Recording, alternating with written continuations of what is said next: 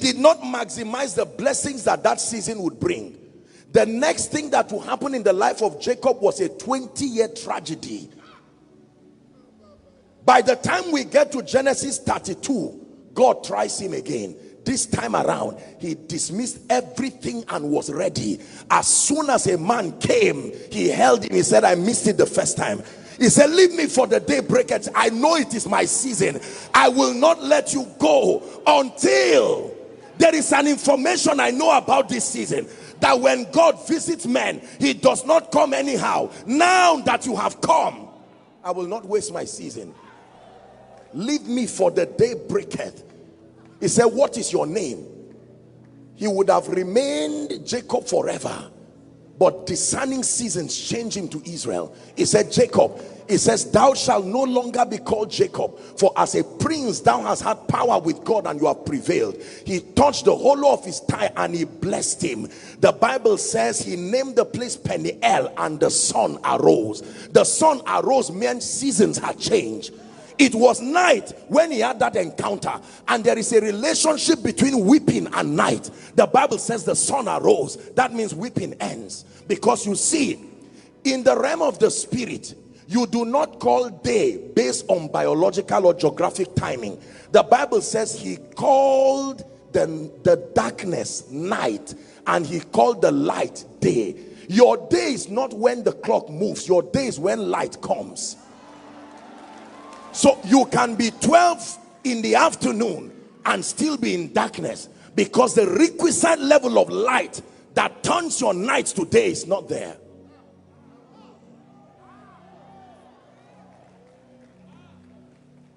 Please sit down. So God is a God of times and seasons.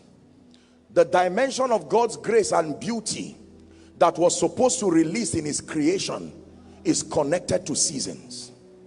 If you do not understand your season, listen, if you learn how to play football professionally at 60, your skill is there, but you learned too late, because the season of football and the flourishing season does not allow that you can go to the field as a hobby, but not professionally speaking.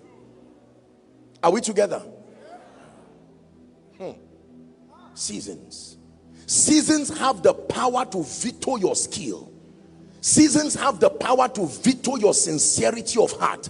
You can be the most sincere person, but if you miss seasons, that is it.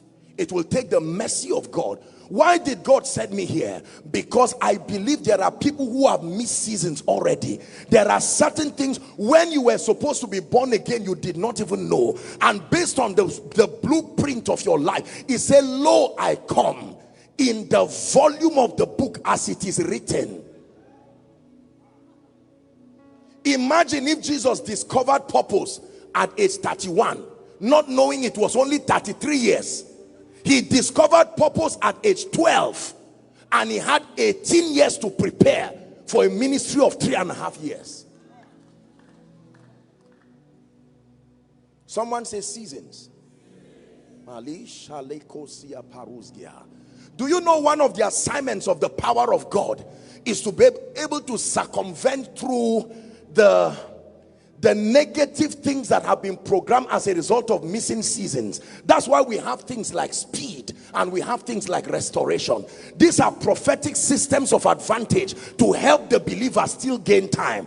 When you have missed a season, God can give you speed. Speed means that he is able to make you move past the current time. And restoration means because he does not dwell in time, he can reach back to take the events that would have happened and shift it forward for you. So the Bible says, and I will restore the years. He can restore years. Only God can do that.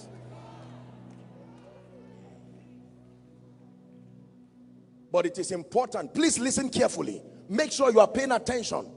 There are some of you, based on the prophetic blueprint in your life, you have 1 more year for your manifestation. Yet it is that same year that you are getting born again.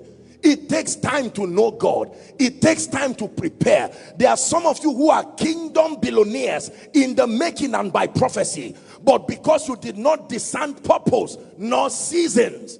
All times are not convenient for all things. When you buy a product, there's something they write on the product: best before. That means if you want to get the most of this product, consume